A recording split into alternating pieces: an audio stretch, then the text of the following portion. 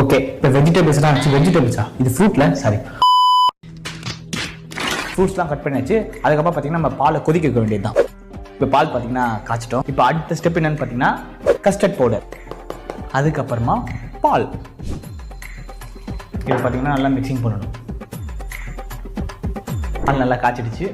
So இப்போ நம்ம already பார்த்தீங்கன்னா இந்த கஸ்டர்ட் பவுடர் ரெடி பண்ணியிருந்தோம் பார்த்தீங்களா, அதை ஊற்றிடணும். இப்போ நம்ம இது ஊற்றணும்னு பார்த்தீங்கன்னா ஒரு மாதிரி பால் பார்த்தீங்கன்னா நல்லா திக்னஸாக வந்துடும். இப்போ நம்ம கட் பண்ணி இந்த ஃப்ரூட்ஸ் எல்லாத்தையும் இதில் உள்ளே போட போகிறோம்.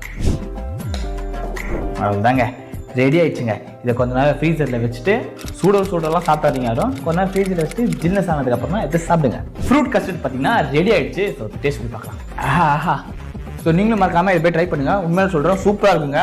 சத்தியமாக சொல்கிறேன், சூப்பராக இருக்குது. பாய்.